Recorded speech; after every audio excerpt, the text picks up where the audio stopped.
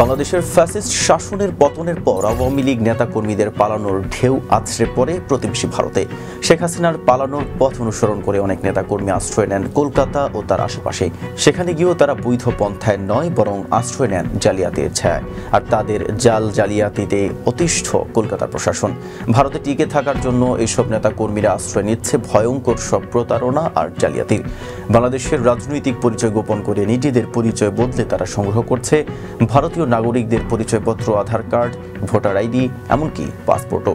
এই জালিয়াতির মূল কুশীলব আজাদ মল্লিক ওরফে আহমেদ হোসেন আজাদ। ভারতীয় সংবাদ মাধ্যম হিন্দুস্তান টাইমস জানায়, এই বাংলাদেশি দীর্ঘদিন ধরে ভারতে বসেই চালিয়ে যাচ্ছিল জাল নথিপত্র বানানোর একটি চক্র। আজাদ শুধু সাধারণ অবৈধ অনুপ্রবেশকারীদেরই নয়, বরং প্রভাবশালী আওয়ামী লীগ নেতাকর্মীদেরও ভারতে বসবাসের বৈধতা পাইয়ে দিচ্ছিলেন মোটা অঙ্কের বিনিময়ে। আধার কার্ড থেকে শুরু করে পাসপোর্ট সবই সরবরাহ করতেন তিনি, যেন তারা ভারতীয় পরিচয়ে দিব্যি থেকে যেতে পারে বছরের পর বছর।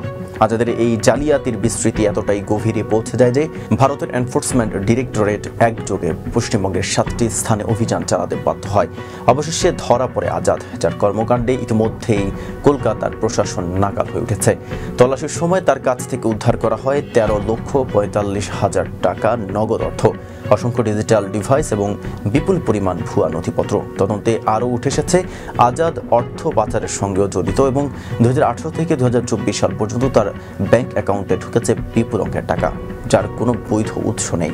এই ঘটনায় ভারতের আইনশৃঙ্খলা রক্ষাকারী বাহিনী ও গোয়েন্দা সংস্থাগুলো চরম সতর্ক হয়ে পড়েছে।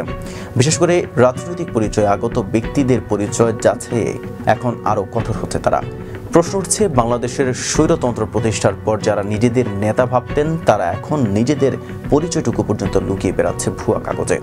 আর কলকাতার প্রশাসন, যারা এতদিন শুধু সীমান্তে নজরদারি করত, এখন তাদের নজর দিতে হচ্ছে রাজনৈতিক পালায়নকারী আওয়ামী লীগ নেতাকর্মীদের ভুয়া নাগরিকত্ব ঠেকাতেও।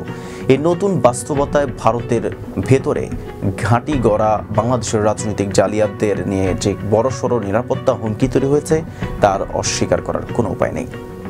সাথে ছিলাম মেহেদি হাসান। ফেজাবি বলের সাথে থাকার জন্য ধন্যবাদ।